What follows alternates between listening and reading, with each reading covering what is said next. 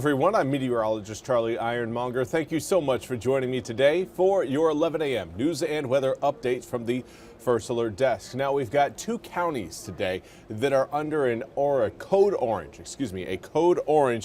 in terms of air quality. Those are Craven and Jones counties. Now, the alert runs through midnight tonight and is due to the fire burning in the Croatan National Forest, which has spread to 950 acres since it began this past Sunday.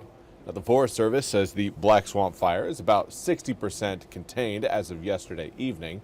Now, a code orange indicates that air quality is unhealthy for sensitive groups, including people with respiratory conditions, older adults, children, and people who are active outdoors.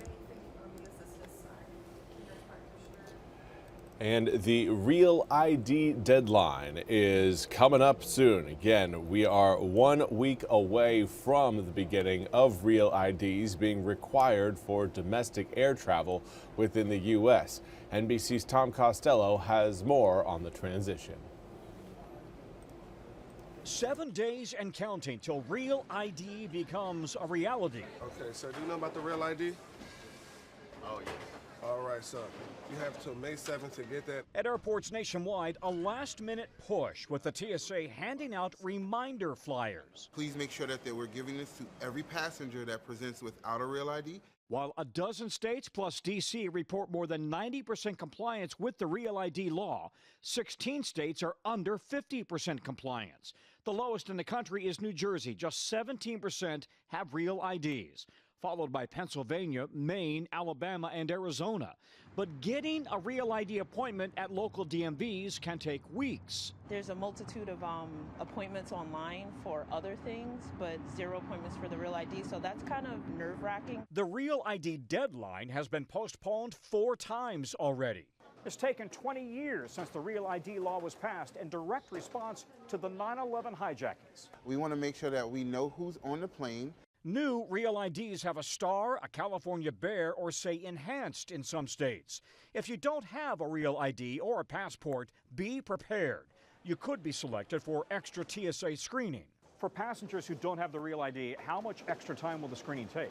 At least 30 minutes on top of the 2 hours that we ask passengers to show up at this time. Some states will rush you through a DMV appointment if you can prove you have a flight within 30 days. If I don't have a Real ID and I don't have a passport, should I bring a birth certificate? Should I bring a utility bill with me to the airport? I think anything that you can bring, I think it would be helpful to make sure that we validate who you are.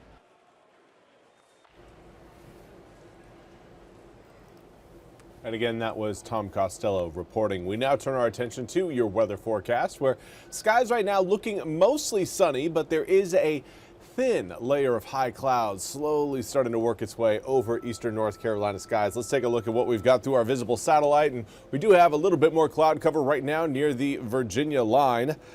Doesn't look like we're going to be seeing much out of it. Certainly no rain showers out of that little system, but certainly more clouds further back towards the west where the rain showers are very much present. Today it's Texas, Oklahoma, and Kansas that'll be seeing the best opportunity, and potentially even Arkansas, the best opportunity for severe storms. Not going to happen here, though. We may have a few stray drops coming in late tonight into early tomorrow morning, but I wouldn't put money down on collecting any raindrops in the rain gauge. You're going to have a much easier time missing out on the rain than receiving it for today and tomorrow. Here's a look outside.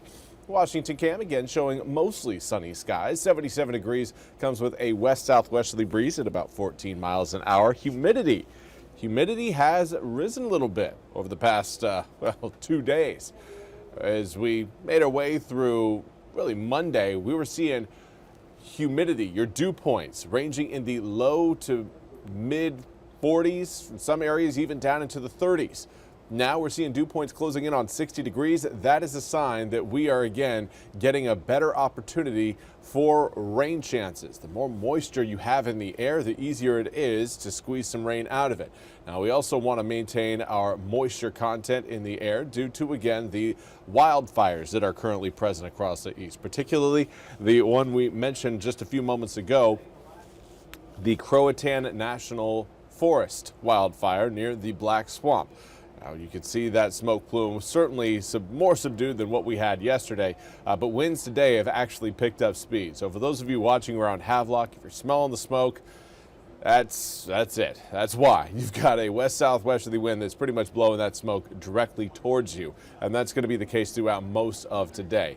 Wind gusts right now ranging between around 15 to about 25 miles an hour. However, Piney Island right now showing up with a 28 mile an hour sustained, or excuse me, not sustained, 28 mile an hour gust. Here's a look at your current air temperatures. Right now, mid to upper 70s throughout most of eastern North Carolina. Going to, again, see our afternoon air temperatures peak in the mid to upper 80s. Anywhere between 85 to 88 degrees is where I'm anticipating highs today.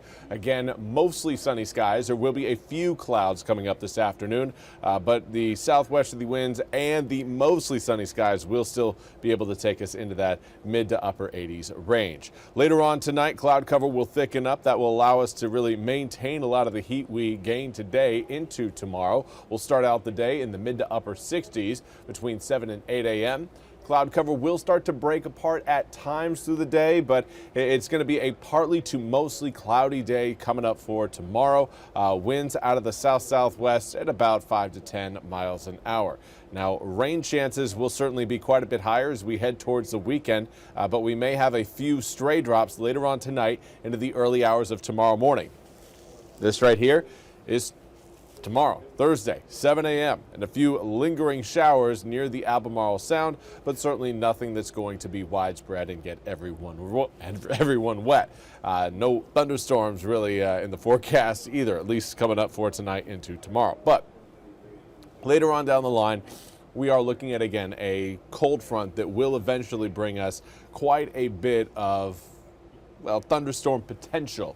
Hopefully, again, everyone sees some downpours as everyone is in need of the rain. But right now you can see that cold front stretching its way down across the Gulf Coast states, and that will pass through eastern North Carolina initially coming up Friday. But the secondary front behind it will be what brings in more storms over the weekend, Saturday into Sunday. So we'll have that first round of rain, that first storm system rolling in late Friday night into early Saturday morning. Then we'll have another round of rain Saturday night into Sunday morning as that secondary front kind of picks up any sort of leftovers left behind the first one and pushes its way through the east, leading to, again, widespread rain, potentially some thunderstorm activity, and a significant temperature drop that'll take our temperatures from the mid-80s on Saturday into the mid-70s by Sunday.